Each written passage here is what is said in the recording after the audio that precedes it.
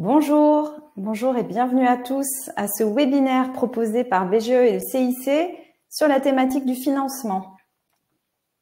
Alors vous êtes très nombreux, donc pendant que tout le monde se connecte, on va vous proposer, avant de rentrer dans la thématique et de vous présenter les intervenants, peut-être un petit sondage pour savoir où vous en êtes de votre projet entrepreneurial, pour avoir un peu aussi une meilleure idée afin d'orienter aussi les propos de l'heure qui vient.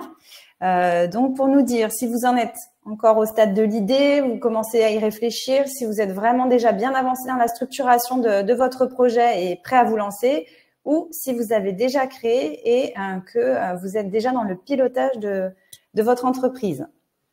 On vous laisse un petit peu de temps pour voter.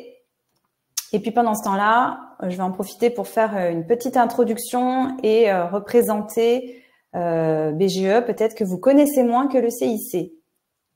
Alors, voyons voir. Ah oui, non, pardon. Hop, vous n'avez pas besoin de voter.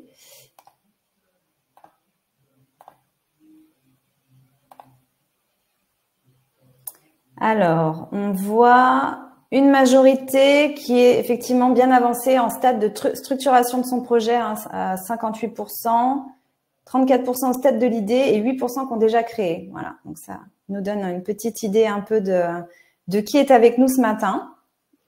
Alors, donc juste pour vous rappeler, si vous ne connaissez pas encore BGE, BGE, c'est un réseau associatif national d'aide à la création et de développement d'entreprises qui a été créé il y a 45 ans et dont notre métier, c'est, enfin surtout celui de Christelle d'ailleurs, plus que le mien, c'est vraiment de conseiller et former les entrepreneurs futurs ou installés à tous les stades de leur projet, quel que soit le secteur, quelle que soit l'étape où vous en êtes. Depuis vraiment le stade de l'idée, pour vous aider à affiner votre idée, en passer de l'idée au projet, ensuite vous aider à structurer votre projet pour le concrétiser, en faire une entreprise, vous aider donc à accéder au financement et ensuite vous aider à développer votre entreprise pour la pérenniser et la faire croître. Donc, en résumé, vraiment, si on doit résumer notre métier, l'objectif, c'est vraiment de vous rendre autonome et d'être capable ensuite de prendre les décisions et de piloter votre entreprise tout au long de la durée de sa vie. Et en quelques chiffres clés, juste pour vous rappeler que BGE est présent sur l'ensemble du territoire à travers 550 lieux d'accueil, plus de 1300 conseillers formateurs qui sont à votre disposition. Et chaque année, en gros, c'est près de 65 000 personnes qui sont accompagnées, formées à l'entrepreneuriat et 19 000 entreprises nouvelles qui se créent après avoir été accompagnées aussi par BGE. Alors, le thème d'aujourd'hui, c'est vraiment… ah oui, alors je voulais juste vous rappeler aussi que le webinaire d'aujourd'hui est proposé dans le cadre d'une quinzaine événementielle organisée par BGE partout en France, pour justement mettre en valeur les petites entreprises, celles qui font la richesse de nos territoires au quotidien et qui contribuent aussi à construire le monde de demain. Donc, il y a tout plein d'événements organisés un petit peu partout en France. Donc, n'hésitez pas à vous renseigner si vous voulez en savoir plus. Donc, la thématique d'aujourd'hui, elle est vraiment incontournable hein, quand on parle de création d'entreprise. Mais souvent, ce que vous nous en dites, c'est que c'est un sujet qui peut vous intimider, voire vous faire peur. Alors, c'est effectivement comment trouver les fonds pour concrétiser son projet entrepreneurial. On sait qu'il y a beaucoup d'enjeux sur cette étape et que vous vous posez beaucoup de questions là-dessus. Effectivement, le financement bancaire, c'est un véritable levier de développement pour votre entreprise, à condition de bien comprendre et de savoir l'utiliser stratégiquement. Donc, on va passer l'heure qui vient à vous aider à y voir clair là-dessus, peut-être aussi à vous rassurer. Et donc, pour cela, on accueille alors, 2 experts qui vont se présenter et aussi des entrepreneurs qui vont pouvoir partager très concrètement leur expérience. Alors, je vous laisse vous présenter peut-être pour commencer, Tom. Bonjour à tous, donc Tom Ferrand, je suis directeur d'agence au CIC Nord-Ouest, donc dans l'agglomération rouennaise. Ça fait un petit peu plus de 10 ans que je travaille au CIC, j'étais auparavant chargé d'affaires professionnelles et depuis quelques années directeur d'agence. Donc je connais un peu vos problématiques et votre quotidien avec ces quelques années de recul derrière moi.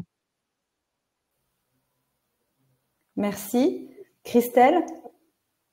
Bonjour à tous, Christelle Buchard. Donc moi, je suis responsable territoriale Seine-Maritime chez BGE Normandie. et je suis consultante et formatrice. Donc, effectivement, mes missions principales, comme tu l'as dit, Anne-Gaëlle, sont d'accompagner les porteurs de projets à la création, à la reprise d'entreprises et aussi au développement des entreprises qui se sont créées. Donc, j'ai rejoint BGE il y a maintenant 3 ans, après un parcours d'un petit peu plus de 20 ans dans l'accompagnement à la création d'entreprises dans 3 structures différentes. Très bien, merci. Et donc, pour nous apporter leur retour d'expérience très concret, je laisse la parole à Justine et Félix pour se présenter. Bonjour. Bonjour. Donc oui, effectivement, nous, on est des jeunes entrepreneurs, on peut dire, puisque ça fait 5 mois qu'on a ouvert notre entreprise, qui est une bijouterie qui se situe en Normandie, à côté de Rouen, à Montville. Et tout ça, ça a été en partie possible grâce à la BGE et plus particulièrement à Madame Buchard, qui vient de se présenter, qui a été notre accompagnatrice pour cette création d'entreprise et l'ouverture de notre bijouterie. Très bien, merci. Alors, juste avant de rentrer dans le vif du sujet, 2-3 petites informations pratiques. Donc là, effectivement, j'ai vu que certains d'entre vous ont déjà dit bonjour dans le chat. Sachez qu'il y a un onglet questions vraiment dédié pour poser toutes vos questions. Ne les posez pas dans le chat parce qu'elles vont vite disparaître, on va les perdre. Donc, utilisez l'onglet questions et à la fin de la présentation, on pourra y revenir et évidemment, on essaiera de répondre surtout aux questions qui couvrent un petit peu la situation du plus grand nombre d'entre vous. Et puis juste aussi pour vous dire, parce qu'on souvent on nous pose la question, le replay de ce webinaire sera accessible dès demain sur la chaîne YouTube de BGE. Voilà, donc pour commencer, premier point important dont on voulait vous parler aujourd'hui quand on parle de financement, c'est sur toutes les étapes préalables. Il y a beaucoup de choses à faire pour déjà évaluer ses besoins au bon niveau et bien préparer sa recherche de financement. Donc, notamment, par exemple, Christelle, déjà, la première question qu'on peut se poser, c'est quand est-ce qu'on doit commencer à se poser la question du financement quand on travaille sur un projet entrepreneurial? Oui. Alors, en réalité, je pense que il faut y penser dès le début, c'est-à-dire dès l'idée, dès qu'on est au stade de l'idée, il faut, en tous les cas, prendre conscience qu'un projet entrepreneurial, forcément, nécessitera d'abonder en financement. Quelle que soit la taille du projet, quel que soit le secteur d'activité dans lequel vous vous lancez, c'est valable pour la création, pour la reprise et aussi pour le développement. Ça permet d'anticiper, de certainement dédramatiser un petit peu cette idée qu'on peut avoir du financement et de l'endettement et l'endettement bancaire notamment. Donc, l'avoir en tête, en tous les cas, dès le démarrage, de se dire que un projet, forcément, va engendrer des coûts, des besoins en investissement et autres. Donc, il faut avoir conscience que la mobilisation financière va être nécessaire pour que l'entreprise fonctionne bien et normalement. Ensuite, c'est tout du long, je dirais, du travail que vous faites sur la construction du projet. On va affiner en fait cette réflexion, la peaufiner pour aller jusqu'à effectivement déterminer le montant qui va être nécessaire pour que l'entreprise fonctionne et donc aller chercher du financement. Très bien. Et justement, est-ce que on sait qu'en fait tout est dans la question de méthode. Il faut aborder les choses étape par étape, calmement, méthodiquement. Donc, est-ce que tu peux justement nous représenter un peu toutes ces étapes préalables indispensables pour vraiment augmenter ses chances de bien préparer ses demandes de financement? Oui, effectivement, pour pouvoir obtenir ces financements, il y a des exigences, évidemment, et donc ça passe par travailler son projet, le structurer et le rédiger. Donc, c'est ce qu'on appelle le business plan. Ça va être un document important qui va être remis aux banquiers notamment, mais aussi aux autres partenaires financeurs. Et c'est à partir de ce support écrit qu'il pourra prendre une décision. Donc, ça signifie qu'effectivement, en amont, alors on peut d'emblée, dès le stade de l'idée, aller voir la banque, mais il y a de fortes chances que la banque vous dise dès le démarrage, écoutez, faites-vous accompagner, travaillez votre projet, construisez-le et revenez nous voir avec un business plan. qui tienne la route et qui soit viable. Donc, du coup, qu'est-ce qu'un business plan et qu'est-ce que ce travail de construction? Et en fait, c'est purement et simplement de la méthodologie, c'est-à-dire que lorsqu'on a un projet, quel qu'il soit, il doit être étudié dans un ordre logique et chronologique. Donc, il y a des étapes, hein, ce qu'on appelle des étapes pour travailler son projet. La première, qui est une des plus importantes, et je vous dirais qu'elles sont toutes importantes en réalité, c'est de valider ce qu'on appelle la phase de adéquation homme-projet, homme avec un grand H, évidemment.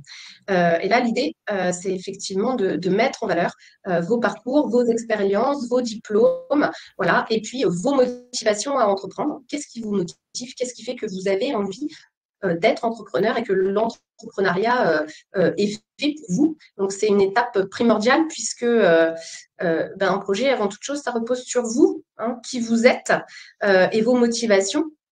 Donc, il faut vraiment travailler cette étape-là en profondeur. Ensuite, une fois que c'est fait, le gros du travail à réaliser consiste à l'étude de marché. Donc, l'étude de marché, c'est souvent une étape qui est appréhendée parce que je pense que dedans, il y a deux gros mots. Il y a le mot étude et il y a le mot marché. Donc, on a l'impression qu'on va devoir rédiger 150 pages, thèse, antithèse, synthèse. Pas du tout. L'étude de marché, hein, c'est une dizaine de pages, j'ai envie de dire, où vous allez mettre en avant votre viabilité économique, c'est-à-dire prouver à vos financeurs notamment que vous avez un marché, c'est-à-dire un potentiel client, et du coup derrière un chiffre d'affaires. Donc une fois qu'on a fait cette étape-là, il va falloir passer à la définition de sa stratégie commerciale et de communication. En effet, c'est pas parce que vous avez un chiffre d'affaires potentiel que le client va venir frapper à votre porte dès que vous allez ouvrir. Donc, ça veut dire qu'il va falloir faire des actions pour vous faire connaître dans un premier temps, et puis ensuite pour fidéliser effectivement cette clientèle. Donc, du coup, ça nécessite de réfléchir stratégiquement comment vous allez justement aller attaquer ce marché et vous faire connaître. Une fois que cette étape est faite, on y voit beaucoup plus clair sur votre projet et c'est là où on va pouvoir se poser la question de quel statut juridique est fait pour vous. Alors, bien souvent, vous avez dès le démarrage une idée de votre statut, alors qu'en réalité, c'est quasi l'étape finale, j'ai envie de dire, puisque un statut, en réalité, ça ne se choisit pas. Ça s'impose naturellement à vous.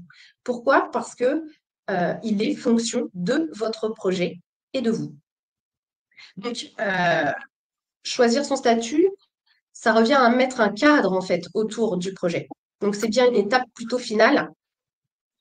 Et puis, une fois que on a posé les premières hypothèses de statut, eh bien, on passe à la partie un petit peu plus chiffrée, qui va consister en l'élaboration de votre prévisionnel financier.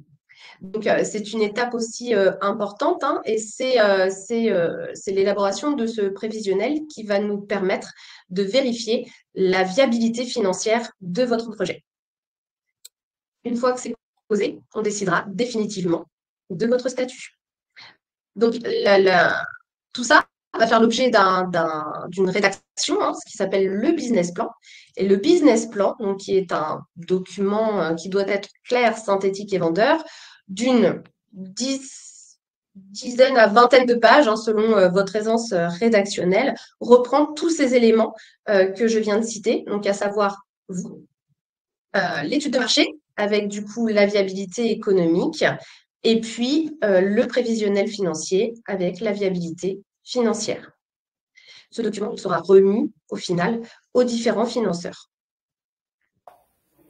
Ok, c'est très clair, merci. Et est-ce que, je sais qu'il y a pas mal de personnes aussi, souvent, quand on commence à se dire, je vais commencer petit, je vais m'autofinancer, je vais pas aller demander d'argent, mais pourquoi est-ce qu'il faut privilégier l'emprunt bancaire plutôt que l'autofinancement? Alors, il y a effectivement diverses raisons à cela. Alors, souvent, souvent les porteurs, effectivement, envisagent plutôt l'autofinancement par la peur de l'endettement. C'est aussi parce que culturellement, hein, dès le plus jeune âge, on vous apprend à gérer votre argent et à ne pas vous endetter. En réalité, quand on crée une entreprise, l'endettement est plutôt bénéfique. Alors c'est une façon de voir, c'est une vision qui est complètement différente, hein. Alors il ne s'agit pas de trop s'endetter évidemment, mais il faut s'endetter, c'est ce qui permet de donner du souffle à l'entreprise. Pourquoi? Bah, déjà, premièrement, parce que mettre toutes les économies que l'on a de côté de toute une vie parfois, hein, dans un projet, c'est démunir le porteur, qui au final, ben, en cas de coup dur, que ce soit professionnel ou personnel, n'aura plus 1 euro de côté pour pouvoir pallier à ces difficultés. Donc, c'est important de conserver, comme on dit, l'expression une petite poire pour la soif, hein, pour soi. Ça, c'est vraiment primordial. Ça, c'est une première raison. Néanmoins, ça ne veut pas dire qu'il ne faut pas investir un peu d'apport, hein, sur son projet, bien au contraire. Mais c'est dans une limite, dans la limite du raisonnable, j'ai envie de dire. Et puis par ailleurs, c'est essentiel aussi d'engager sa banque dès le démarrage de l'histoire.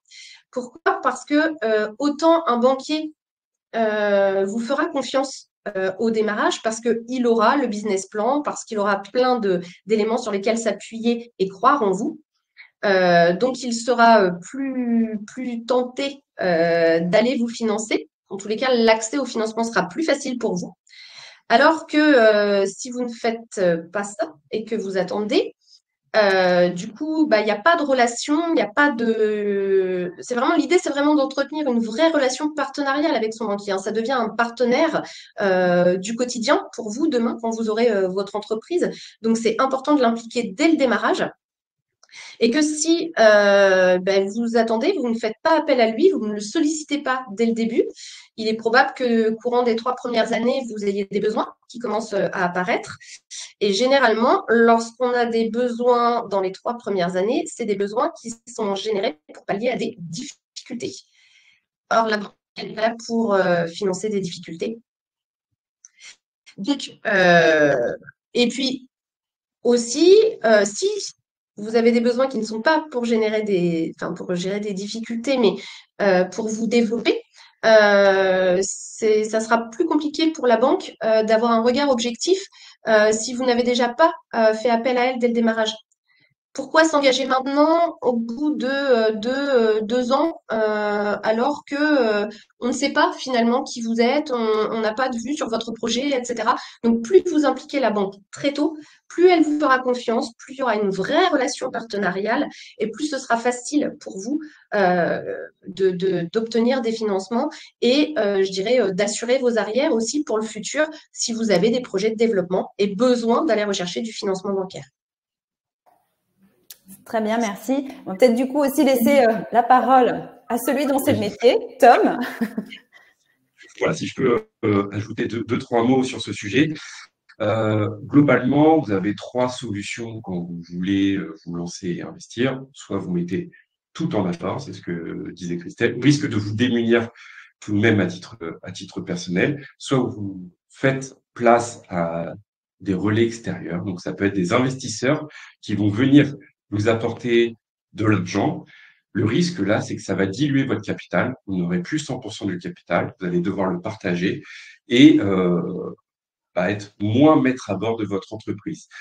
Également, si jamais vous avez une distribution de dividendes à faire, vous devrez la partager avec ces apporteurs de capitaux qui sont venus pour vous aider au moment où vous en aviez besoin. Le levier le plus simple, le premier levier accessible pour notamment une création d'entreprise, ça reste le prêt bancaire. Donc, il y a ce qu'on appelle l'effet de levier. L'effet de levier, c'est quoi? C'est la capacité à grandir vite, notamment grâce au prêt. Ce que disait Christelle tout à l'heure, le prêt n'est pas un gros mot quand on est sur une entreprise. Ça reste vraiment la solution pour vous pour grandir et grandir vite. On va prendre un exemple. Si jamais vous faites 100% d'apport et que vous avez une société de transport, vous allez peut-être vous racheter 1 camion, 2 camions. C'est des investissements qui sont quand même assez coûteux, 40-50 000 euros par camion. Mais peut-être qu'avec un emprunt bancaire, vous allez pouvoir effectivement autofinancer un camion, mais faire un prêt sur les 3 autres. Et du coup, avec 4 camions, votre entreprise va pouvoir grandir plus vite, faire plus de tournées, plus de chiffre d'affaires, potentiellement embaucher, etc. Donc, c'est aussi l'importance de faire confiance à la banque dès le début pour qu'elle puisse vous suivre et aussi qu'il n'y ait pas une stagnation dans la création d'entreprise et que vous soyez en train de patauger plusieurs années, le temps de vous faire une trésorerie nécessaire, acheter ce deuxième, puis ce troisième camion. Mais voilà, allez plus vite dans votre projet. Très bien, merci. Je propose peut-être qu'on illustre ça avec l'expérience de Justine et Félix. Donc, de votre côté, est-ce que vous pouvez nous raconter comment ça s'est passé, ces étapes-là préalables? Comment vous avez évalué vos besoins de financement et comment vous avez été accompagnés justement dans ces démarches? Juste pour rebondir sur ce que disait Madame Bouchard effectivement, nous, déjà, l'autofinancement, ça n'a pas du tout été envisageable vu le projet qu'on abordait, bijouterie. Déjà, par rapport aux besoins, ne serait-ce que du stock, c'est vrai que nous, la question s'est même pas posée de ce point de vue-là. Donc, au niveau donc de toute cette partie, alors ça a été assez fluide. On a eu quelques zones d'ombre qu'on a réussi à éclaircir très vite, donc avec l'aide notamment de Madame Bouchard, qui nous a accompagnés sur l'élaboration de notre business plan. On a eu aussi l'aide d'un expert comptable pour faire notre prévisionnel, qui est la partie qui pour moi était la plus complexe. Après, je pense que c'est les goûts et les couleurs. On avait la chance, comme en fait on l'a pas précisé, c'est pas officiellement une reprise le commerce qu'on a ouvert, mais il y avait un commerce avant. Donc on avait la chance de bénéficier aussi de chiffres qui ont pu nous aider comme support par rapport justement à ce plan de financement là dans un premier temps. Donc ça a été assez fluide pour nous de prévoir tout ce qu'on devait financer. Et puis, Mais effectivement, on s'est surtout aperçu que la partie business plan était importante, très importante, puisqu'effectivement, c'est ça qui nous permet de dégager les axes sur lesquels il y avait du financement à apporter, quels étaient les grands axes, à peu près chiffrer les enveloppes nécessaires. Et donc, cette partie business plan qui, au début, a pu nous sembler assez conséquente, voire un peu laborieuse, elle a pris tout son sens finalement au moment du plan de financement, parce que c'est beaucoup Félix qui a fait cette partie. Ça t'a quand même aidé, je pense, d'avoir eu tout le déroulé de notre... ce dont on a besoin, ça a été net quand même. Donc, voilà. Ça a bien bordé le besoin en financement. Oui. Et est-ce qu'il y a des conseils qui vous ont été particulièrement utiles à cette étape-là, ou avec le recul, vous dites, ah tiens, il y a des conseils, si on les avait eus plus tôt, ça nous aurait peut-être été, ça aurait été important pour nous? En fait, ce qu'on a remarqué notamment, c'est que du coup, on a approché plusieurs banques et à chaque banque, il y avait une attente différente dans l'approche du projet. Donc, on a eu des banques qui, sur le projet en tant que tel, étaient assez peu intéressées, si je puis dire, et qui nous parlaient quasiment tout de suite de chiffres. Et à l'inverse, on a eu des banques qui voulaient surtout tester l'humain et la faisabilité, comme expliquait Madame Bouchard, entre le projet et l'humain, puisqu'en l'occurrence, nous on ouvre un atelier boutique, donc c'est-à-dire qu'il y a aussi tout l'aspect artisanal, donc il fallait qu'on ait les diplômes qui vont avec cet aspect atelier, par exemple, pour notre cas particulier. Donc, oui, c'est ça. On a eu quand même deux approches différentes. Donc, il fallait réussir à expliquer aux banques qui attendaient des arguments de chiffres, leur expliquer pourquoi notre projet était viable. Et puis, il fallait aussi expliquer aux banques qui attendaient plutôt l'humain derrière pourquoi on se sentait de monter ce projet et quel argument on avait sur la faisabilité en termes d'artisanat, de savoir-faire, puis aussi de contact avec la clientèle, étant donné que c'est un commerce. Donc c'est vrai que c'était deux approches bien différentes. On n'était peut-être pas préparé à cette approche, au fait d'avoir deux approches vraiment différentes à avoir deux types d'arguments. On n'était peut-être pas prêt pour ça. Et les conseils qu'on a pu recevoir aussi, c'est de se diriger notamment vers la banque, nous dans notre cas présent, de l'ancien bijoutier qui connaissait du coup l'entreprise, etc. Et donc ça a été aussi un bon conseil en plus de Madame Bouchard aussi qui nous avait présenté à la CIC, ça nous a permis déjà de multiplier les approches et les banques, d'avoir plusieurs retours, d'avoir à la fin même le choix. Et donc, effectivement, ce conseil d'aller voir aussi des banques avec lesquelles on a un lien d'une manière ou d'une autre en fonction de notre projet, bah, ça faisait sens. Et finalement, effectivement, c'est avec la banque de l'ancien bijoutier que nous avons souscrit notre prêt. C'est ça. Très clair. Et c'est vrai qu'aussi, voilà, un point que vous avez abordé qui est très important.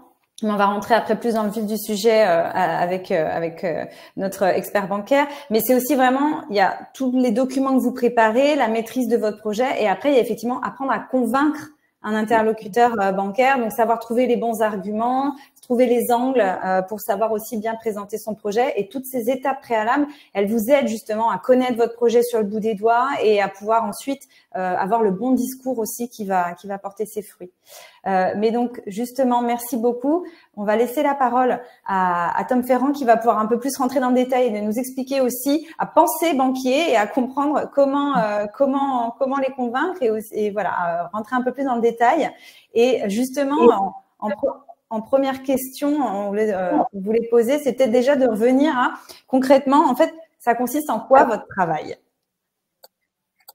Alors, notre travail, c'est d'accompagner l'économie locale via des projets court terme, moyen terme et long terme, tant sur le côté particulier, professionnel que l'entreprise. Si on parle du prêt en lui-même, si le banquier doit se poser une question, c'est est-ce que si je prête à ce porteur de projet, est-ce que je suis sûr ou quasi sûr de pouvoir être remboursé? C'est la question principale qui va nous animer sur toute la décision du dossier. Il faut savoir que les banques, elles prêtent si elles sont rassurées, pas seulement sur une simple idée. Comme disait tout à l'heure Christelle, c'est pour ça que l'importance de la préparation, elle est primordiale. Donc, par exemple, dans nos agences CIC, nous, on est des généralistes avec des spécialistes qui sont à notre disposition. Pourquoi est-ce que je dis ça? Parce qu'il y a aussi beaucoup de banques qui peuvent vous financer avec des stratégies différentes. Il y a des banques qui sont parfois orientées sur un secteur d'activité. Vous avez la PTP Banque qui fait la PTP. Voilà. Nous, on est plutôt généralistes avec des spécialistes au besoin. L'accompagnement, comme je disais, se fait sur les items court terme, moyen terme et long terme, parce que on peut aussi parfois acheter par exemple de l'immobilier professionnel. Vous avez un conseiller qui s'occupe tant de votre partie personnelle que professionnelle, puisque pour nous, le fait d'avoir un seul interlocuteur qui connaît votre entreprise et votre cercle familial, c'est primordial. Cet interlocuteur, il est non commissionné. Et l'importance que met le CIC dans l'activité locale, c'est que 96% de nos dossiers de financement sont décidés en agence.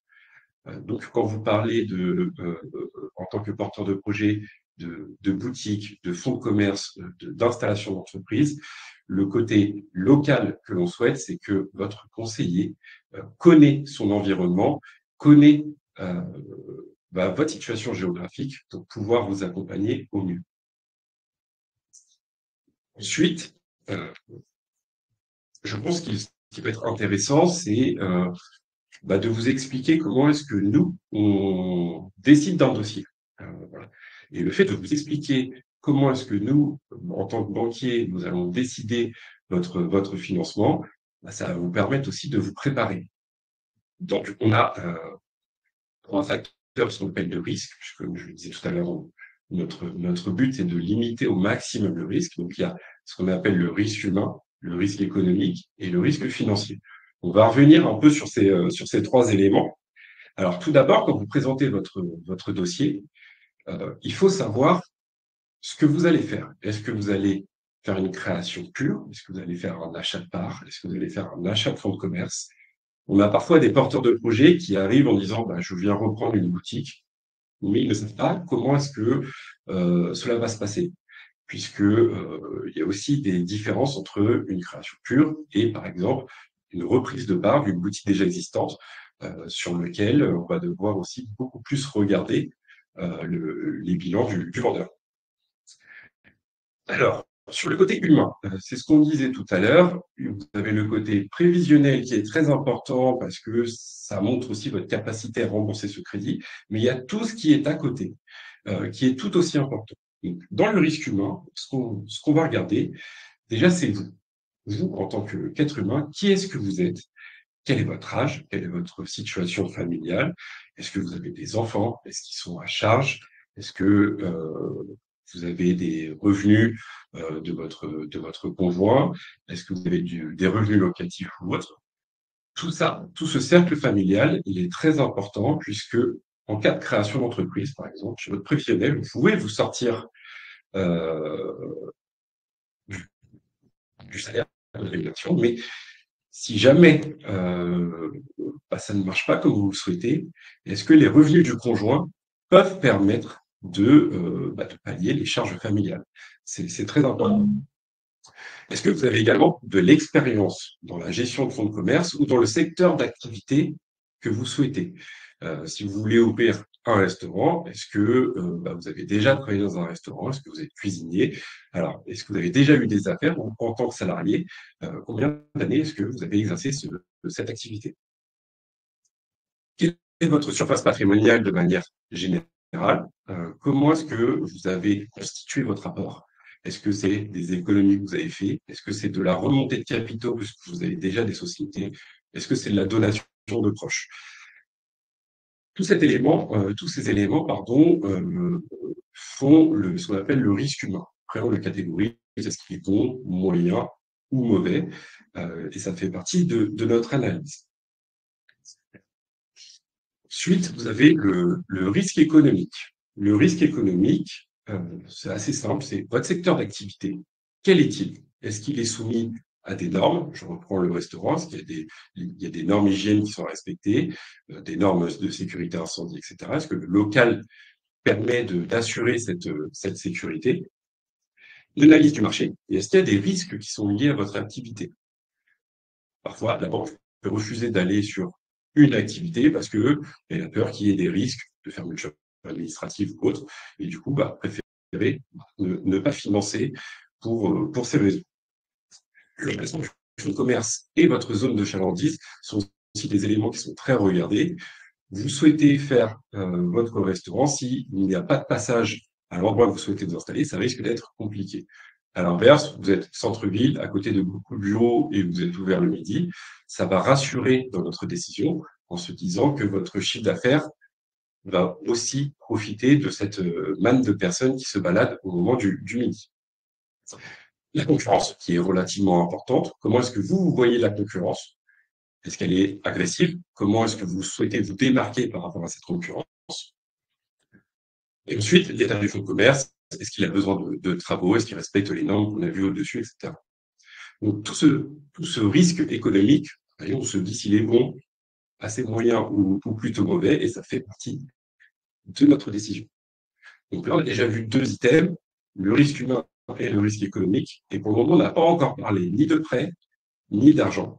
Mais ça nous permet de connaître votre activité et de vous connaître vous. Puisque parfois, avant de donner de l'argent à une entreprise pour une activité, on fait confiance à un homme ou une femme qui porte le projet, puisque c'est aussi ce qui nous sécurise.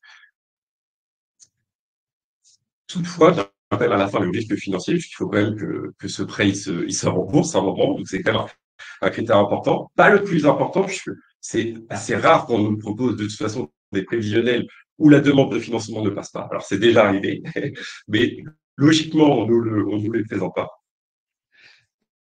Dans ce cas-là, on va regarder plusieurs éléments. En premier lieu, votre chiffre d'affaires. Comment est-ce qu'il est constitué? Est-ce qu'il nous paraît cohérent? Donc, soit sur les bases peut-être du vendeur, soit sur les bases des autres entreprises qui font votre activité. Est-ce que ça nous paraît cohérent? Est-ce que vous savez l'expliquer? Ensuite, on va vous demander aussi peut-être des commentaires sur les charges. Est-ce que vos charges sont maîtrisées? Comment est-ce que vous les avez calculées? Comment est-ce que vous avez fait? Vos frais de personnel, votre rémunération, votre politique de rémunération de gérance, comment est-ce qu'elle est faite aujourd'hui? Toutes ces notions-là, il faut savoir y répondre. Il n'y a rien de pire quand on discute avec un porteur de projet, qu'on pose des questions et que la réponse est « je ne sais pas, c'est le comptable qui me l'a dit ». Voilà. Il faut que vous soyez maître de votre projet. C'est votre projet. Nous, on va discuter avec vous peut-être pendant 1h30, 2 heures sur cette demande de financement.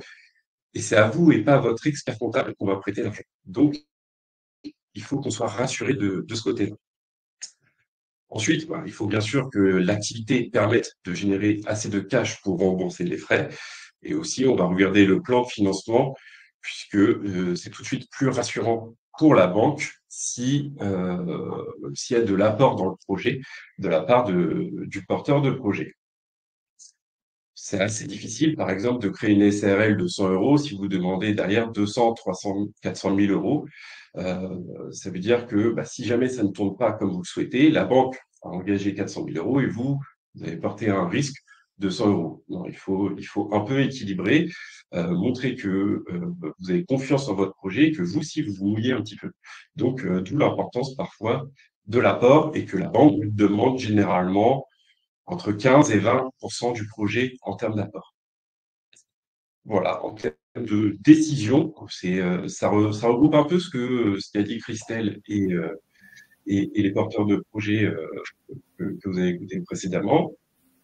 On regarde ce prévisionnel, il faut que vous soyez capable de l'expliquer, mais il y a aussi tous les éléments externes, et c'est très important de travailler sur ce business plan, puisque travailler dessus, ça va vous aider lors de la présentation du dossier, à faire des réponses fluides, puisque en fait, vous connaissez les réponses, vous les avez déjà mis par écrit. N'hésitez pas, comme disait Christelle, à remettre le dossier aussi à la banque pour pouvoir, eux, avoir le temps, une fois qu'ils analysent votre dossier, de le relire à froid après cet entretien. Merci pour cette réponse extrêmement complète. Donc voilà, vous avez bien noté les 3 dimensions avec vraiment des choses très précises. Et alors, si vous deviez un peu peut-être du coup résumer pour synthétiser, quelles seraient les erreurs à éviter ou les règles d'or pour avoir un dossier béton? Oui, alors demander trop ou pas assez, ça peut être un problème. Donc, demander trop, c'est-à-dire que vous ne mettez pas assez d'apport, c'est ce qu'on disait tout à l'heure, et le pas assez, c'est demander un tout petit crédit au début ou pas de crédit du tout, et au bout de 6 mois, 8 mois, 1 an, aller voir sa banque en disant « je suis en difficulté, est-ce que vous pouvez m'aider à financer ou refinancer tel type de matériel ?»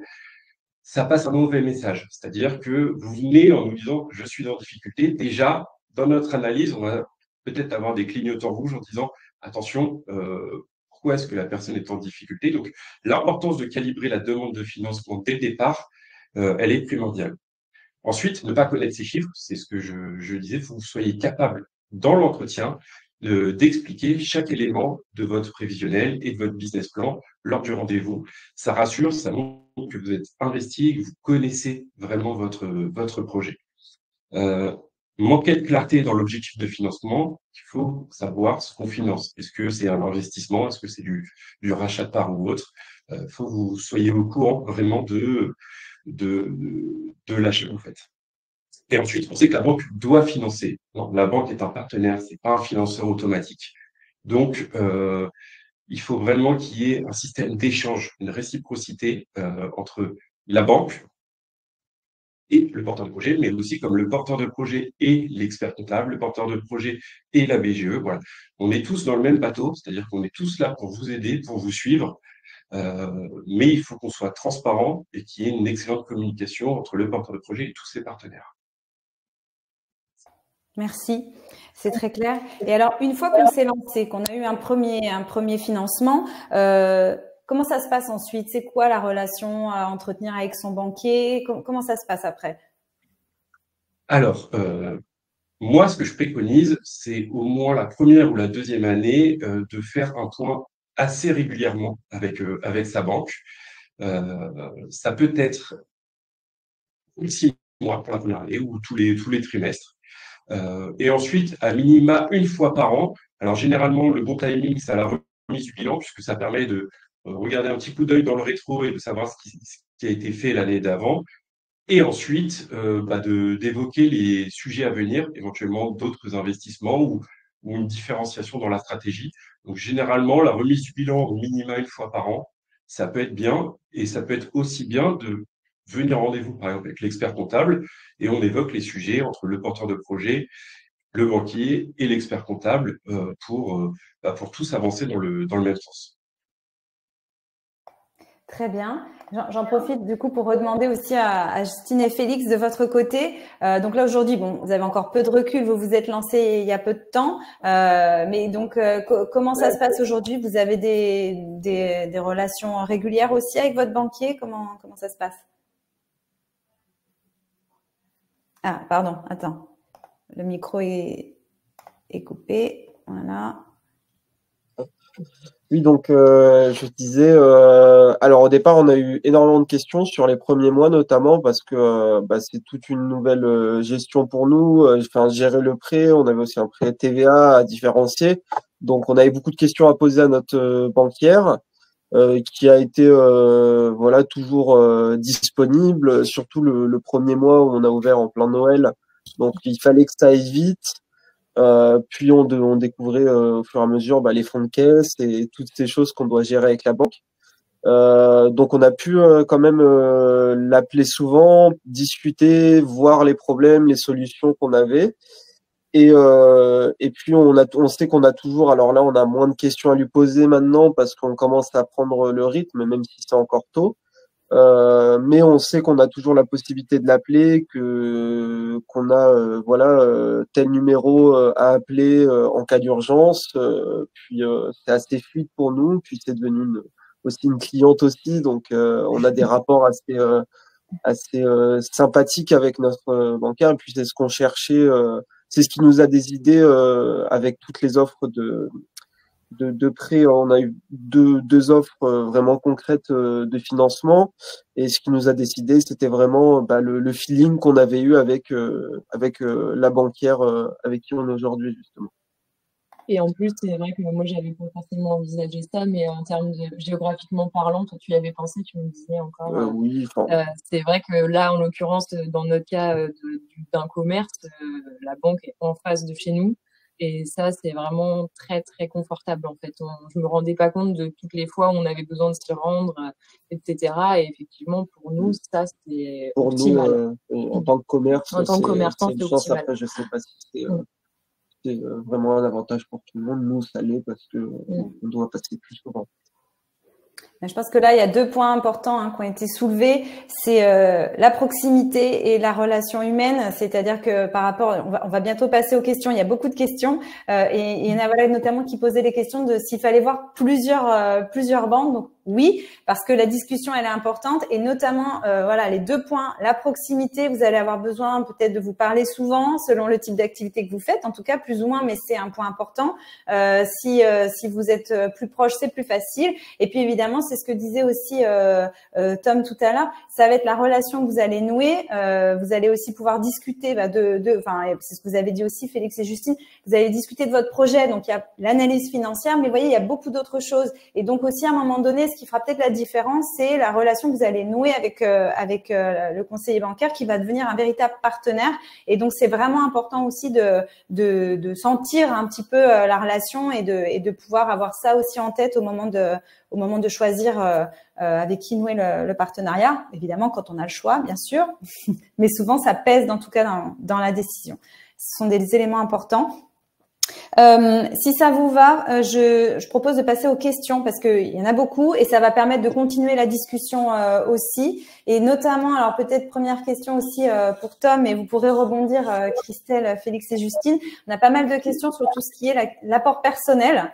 Des personnes qui veulent savoir s'il y a un montant minimum, je vais y arriver, d'apport personnel, ou si on n'a pas d'apport, est-ce que ça veut dire que le financement bancaire, c'est pas pour nous? Voilà. Est-ce que vous pourriez donner un petit peu plus d'éléments sur ce point-là? Il faut jamais partir du principe que le dossier va être refusé. Donc, si vous avez une idée, une volonté de création d'entreprise, allez en discuter. Effectivement, le fait qu'il n'y ait pas d'apport ou peu d'apport, bon, c'est un point qui peut nous chagriner un peu. Dans l'idéal, on demande 15 à 20% d'apport sur le montant global du projet.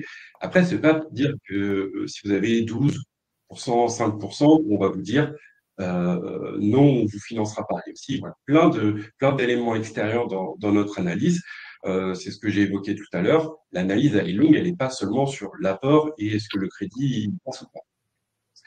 Après, s'il y a vraiment zéro apport, ça peut être effectivement compliqué, puisque nous, on va avoir l'impression de prendre l'intégralité du risque et que le porteur de projet, lui, se mouille assez peu en fait dans son entreprise. Il faut savoir que nous, on va faire un rendez-vous d'1 h 30, 2 heures, mais après, c'est le gérant de la structure qui va être au quotidien dans son entreprise. C'est lui qui doit être maître de ses finances, de ses comptes. Nous, on aura un regard assez extérieur, on va regarder de temps en temps, on fera le point avec lui, mais il faut qu'il soit en capacité de gérer autant ses comptes professionnels que personnels. Et dans la gestion de son compte personnel, c'est prévoir aussi de mettre de l'argent de côté pour mettre de l'apport dans sa future entreprise. Très bien. Et on a une autre personne qui nous demande s'il faut faire le tour des agences bancaires ou si on peut aussi passer par un courtier, un peu comme quand on cherche un prêt immobilier. Pour ma part, je pense que si les porteurs ont travaillé leur projet, il n'y a pas d'intérêt à passer par un courtier, en fait. Et en plus, dans le passage à l'acte de la création d'entreprise, à un moment donné où il faut être en action, il faut aller taper aux portes.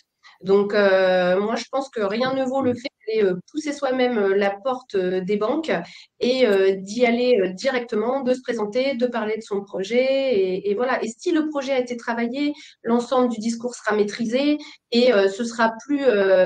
Faut pas voir l'échange avec la banque comme un interrogatoire de police. Hein, c'est pas le but du jeu. Le but du jeu, c'est qu'il y ait vraiment un échange, une discussion. Donc, plus le travail en amont a été fait, que le projet est maîtrisé, que il n'y a pas de questions pièges, etc. Allez-y, osez vous-même pousser les portes des banques. Et puis, le courtier, son travail, ça va être de vous trouver le financement le moins cher possible. Ouais. Sur le professionnel, la partie relationnelle est très importante et peut-être que le prix n'est pas le critère numéro 1 dans votre décision. Par exemple, le courtier pourrait vous dire voilà, le taux le plus bas, c'est ça, et en fait, en second accord d'une autre banque à 0,05 de plus, mais vous ne le choisirez pas parce que le courtier va vous présenter l'offre la plus basse. Il faut aussi, du coup, échanger avec le conseiller que vous allez voir, peu importe la banque, puisque le côté relationnel est très important. Ça peut-être valoir le coup de payer les 0,05% plus cher sur votre crédit qui va durer 7 ans. Mais si en face, vous avez la personne qui vous a conseillé sur tout le reste en dehors du financement, qui dès l'âge de 30 ans vous a conseillé de mettre de l'argent de côté via des solutions pour la retraite, pour vos salariés ou autres, votre retraite, elle durera peut-être 20 à 30 ans. Donc, et ça peut valoir le coup de payer un petit peu plus son crédit sur 7 ans, mais d'avoir des très bons conseils qui vous serviront après les 20, 30 prochaines années. Donc, le relationnel est vraiment très important. Faites les démarches par vous-même, allez au rendez-vous et vous choisissez en fonction de votre âme et conscience. Mais moi, j'éviterais le passage en courtier. Très bien. On a aussi pas mal de questions qui portent sur tout ce qui va être garantie, prêt d'honneur. Est-ce qu'il y a un montant minimum de garantie? Enfin, comment ça fonctionne? Alors, peut-être plus pour Christelle. Je vais te passer la parole après à Tom pour compléter. Donc, la finalité de notre travail aussi sur cette partie prévisionnelle consiste à, je dirais, dans le plan de financement, trouver les bons financements qui soient adaptés au projet et aux porteurs de projet. Donc, toutes ces aides, finalement, de prêt à taux zéro, les prêts d'honneur, les garanties, etc. C'est pas automatique, d'accord. C'est pas parce que sur le papier vous y êtes éligible qu'on vous les donnera. C'est exactement la même chose. C'est sur présentation de votre projet et de qui vous êtes. Hein. Ça fait souvent l'objet de commissions, donc c'est la même chose. Ça doit être travaillé. Mais en tous les cas, nous dans nos missions, on vous accompagne sur cet axe-là pour faire en sorte de lever justement les bons financements, les financements qui soient adaptés à votre personne et au projet au bon moment. Donc, sur cette question, on vous dirige très clairement et on vous met de façon systématique en relation avec les partenaires financeurs. D'accord? Il y a un passage, il y a comme un passage de relais, entre guillemets, qui se fait. Donc,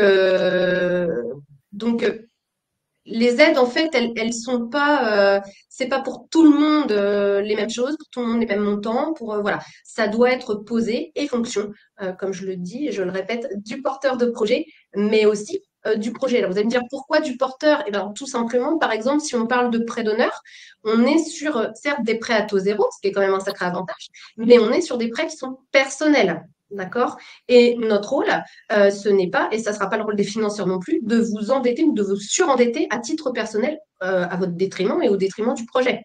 Donc tout ça, ça doit être calibré en fait dans les faits, et d'où la nécessité de faire un plan de financement vraiment adapté aux besoins. Oui, est-ce que des compléments? Je suis un peu dans la même lignée que Christelle. Alors, les garanties, par exemple, sont importantes. Après, nous, on ne finance pas pour la garantie. C'est-à-dire que aucune garantie nous donnera 100% de sécurité. Donc, c'est d'abord, est-ce qu'on croit au projet? Oui ou non? Et si c'est oui, très bien, comment est-ce qu'on peut tout de même se sécuriser? Mais c'est pas l'élément primordial du dossier. C'est soit on y croit, soit on n'y croit pas. C'est la première question qu'on se pose. La garantie, c'est du bonus. Très bien. Et donc, ça répond à la question. Il y a une personne aussi qui pose des questions sur le statut. Est-ce que le fait de s'installer en tant que micro-entreprise ou auto-entrepreneur, est-ce que ça peut être un frein au financement? Parfois une idée qu'on entend. Non, puisque c'est souvent en fait des statuts qui sont en amont des créations d'entreprises. C'est souvent pour tester son marché, tester son activité. Et après, par exemple, si on prend un véhicule de fonction, bon, c'est pas grave, si on crée une structure de société après, on pourra utiliser le véhicule dans la société. Encore une fois, on part du projet et de l'humain qu'il y a derrière.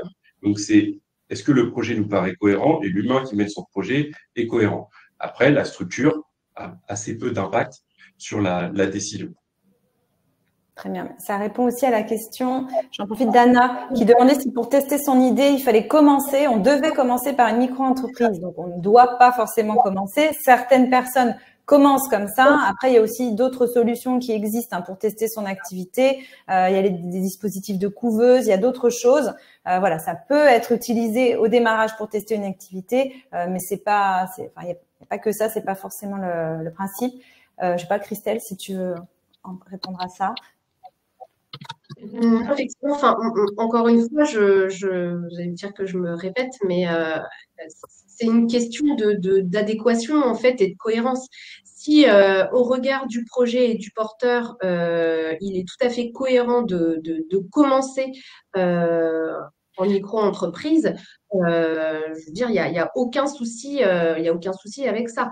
La seule chose, c'est qu'il faut quand même garder en tête que la micro-entreprise n'est pas. Alors, déjà, c'est un régime, c'est un régime fiscal et social qui est allégé et qui n'est pas voué à durer dans le temps. C'est-à-dire que l'objectif, et Tom l'a dit tout à l'heure, quand on crée une micro-entreprise, c'est pas de faire toute sa carrière en micro-entreprise. Parce que socialement, voilà, c'est pas la meilleure protection qu'on puisse avoir, fiscalement non plus. Donc, c'est une passerelle, un pont, peut-être un tremplin, je ne sais pas comment on pourrait l'appeler, mais qui permet voilà, de soit tester, soit démarrer doucement en se mettant peut-être une pression un peu moindre, et aussi de tester sa capacité à être chef d'entreprise. Mais effectivement, arrivé à un certain stade, il faut basculer vers autre chose. Ok. On a aussi pas mal de questions autour du financement participatif. Est-ce que ça peut venir compenser un manque d'apport personnel et donc venir un peu constituer ça? Est-ce que ça peut être complémentaire d'un financement bancaire? Qu'est-ce que vous pouvez nous en dire? Oui et non. En fait, ça reste un financement, c'est-à-dire que vous allez devoir le rembourser. Donc, on ne peut pas considérer ça comme de l'apport. C'est juste que nous, on va vous prêter moins parce que vous allez avoir besoin de moins, mais ça reste quelque chose qu'il faut rembourser. C'est comme quand il y a un prêt familial, on ne le considère pas comme de l'apport pur puisque vous allez devoir rembourser la personne qui vous a prêté l'argent. C'est pour ça qu'on fait la distinction entre le don familial et le prêt familial. On demande toujours dans quelle catégorie on se situe. Dès lors qu'il y a prêt, ça veut dire qu'il y a remboursement et que la société doit être en capacité de pouvoir rembourser et nous et les autres créanciers. Très bien. Et une dernière question, plusieurs personnes aussi parlent des activités, parce que c'est vrai que là, on a beaucoup parlé plus de commerce où du coup, il y a du stock, il y a du matériel, mais est-ce que c'est différent pour des activités de service? Et surtout, ça permet aussi de poser la question, est-ce que justement, les banques vont privilégier ou à l'inverse, éviter certains types d'activités? Non, il n'y a pas d'activité interdite, tant que ça respecte la loi, bien sûr. Voilà, tant qu'on est dans le cadre légal, il n'y a pas d'activité interdite. Alors après, voilà, il faut aussi nuancer. Si quelqu'un arrive en nous disant je suis interdit bancaire, j'ai des difficultés de gestion et j'ai pas d'apport, ça risque d'être compliqué, hein, on va pas se mentir. Après, il existe des organismes dans lesquels nous, on peut les réorienter. Par exemple, l'ADI, qui fait des microcrédits pour les professionnels qui ont du mal à se faire financer dans, on va dire, banques traditionnelles. Mais il n'y a pas d'activité interdite. Chaque dossier a une analyse différente. Par exemple, un restaurateur, on va analyser différemment le dossier s'il s'agit d'une chaîne, quelqu'un qui veut reprendre par exemple un McDonald's ou quelqu'un qui veut se lancer en tant que restaurateur indépendant avec 10 à 12 couverts. Dans le second cas, on va regarder sa capacité peut-être à faire la cuisine, à gérer une salle, etc. Sur le deuxième, on va peut-être même pas lui demander s'il sait faire la cuisine, mais juste est-ce qu'il a des capacités dans des notions de management d'équipe de 30, 40, 50 personnes. Donc, chaque dossier est vraiment différent, peu importe l'activité. Ensuite, sur les sociétés de services, c'est pareil, c'est juste qu'il faut bien présenter le projet. Alors, il y a des sociétés de services qui sont assez classiques sur de la vente en ligne ou autre. Après, il y a tout ce qui est start-up et nouvelles sociétés, nouvelles activités. Et là, il faut aussi peut-être parfois faire un effort auprès du banquier pour nous expliquer vraiment quel est votre métier, comment est-ce que ça se déroule, puisque nous, on a l'habitude sur les traditionnels restaurants, boulangeries, charcuteries, etc., peut-être un peu moins de recul sur toutes ces nouvelles activités. Et c'est pour ça que l'importance du business plan est d'expliquer votre activité, parce que nous, on va vous écouter pendant 2 heures, mais après, on va repasser aussi peut-être à des activités traditionnelles, en le rendez-vous d'après, etc. Il faut qu'on soit en capacité d'expliquer votre projet, de le comprendre pour pouvoir le financer. Si on ne le comprend pas, il y a des risques que l'on dise non parce qu'on va avoir un doute. On n'a pas trop compris comment est-ce que vous faisiez votre chiffre d'affaires, comment est-ce que vous alliez vous développer. Et s'il y a de doute, il n'y aura pas de doute sur le financement. On va préférer ne pas y aller plutôt que de prendre un risque parce qu'on n'a pas compris. Donc, il suffit d'expliquer. Il n'y a pas d'activité interdite. Merci, c'était important quand même de le préciser. Alors, on arrive au terme du webinaire. Donc, juste les choses clés à retenir, effectivement, parce qu'en plus, je revois que ça a été reposé dans les questions. Donc, effectivement, c'est vraiment anticiper, penser au plus tôt à la question du financement. Il n'y a pas de moment idéal, mais il faut l'anticiper et y réfléchir le plus tôt possible. S'entourer, surtout, voilà, vous faire accompagner par, il y a plein de réseaux d'accompagnement, il y a BGE, il y en a d'autres, mais en tout cas, effectivement, font partie des professionnels qui peuvent vous aider à vraiment préparer vos demandes de financement. Bien penser à aller à travailler vraiment son projet pour pouvoir ensuite aller convaincre, à faire le tour de différents partenaires, voilà, de manière méthodique et structurée. Et donc, pour terminer, donc vous trouverez quelques liens utiles aussi à la fin de la présentation. On voulait laisser peut-être la parole à chacun pour donner un dernier conseil à tous nos participants qui sont en plein dans leur démarche. Peut-être commencer par Christelle, puis Tom, puis Félix et Justine. Alors, moi, je dirais, croyez en vous, croyez en vos projets et faites-vous accompagner. Merci. Enchaîner en disant qu'un bon financement, c'est un financement préparé. Et du coup, pareil, faites-vous accompagner, croyez en vous, puisque c'est pas tout le monde qui a la capacité de se lancer dans l'entrepreneuriat. Donc, vous avez déjà fait la première étape. C'est quelque chose de très courageux. Donc, croyez en vous et en vos capacités. Très bien. Et alors, Justine et Félix, le mot de la fin ou le conseil de la fin? Moi, je suis assez d'accord. Il faut croire en son projet. Quand on en est convaincu, il n'y a pas de raison que ça se produise pas. Et surtout, effectivement, même s'il y a des moments où, dans le processus, il nous semble qu'il y a des longueurs et il y a des moments où on se décourage un petit peu, faut surtout pas lâcher parce que après, voilà, c'est quand le projet aboutit, c'est là la récompense. Et que aussi, au niveau du financement, il faut pas sous-estimer non plus le besoin parce qu'il peut y avoir enfin, c'est souvent, on a plus souvent besoin de plus que de moins, disons, que ce qui est prévu. Donc voilà, pas trop, voilà, le voir à la baisse. Bon, moi, je suis d'accord.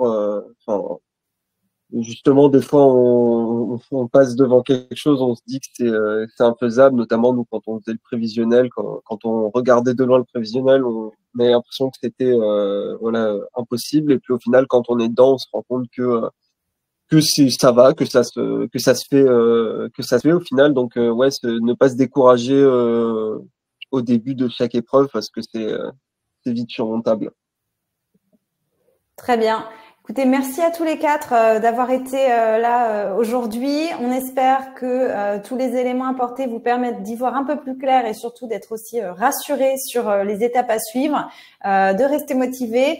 N'hésitez pas à ensuite effectivement aller voir le site du CIC pour en savoir plus et identifier votre interlocuteur de proximité. Allez voir aussi BGE qui est présent partout ou pour vous faire accompagner. Et surtout, bonne chance à tous dans la réalisation de votre projet. Merci et très bonne journée. Merci, au revoir. Au revoir. Merci, au revoir. Au revoir.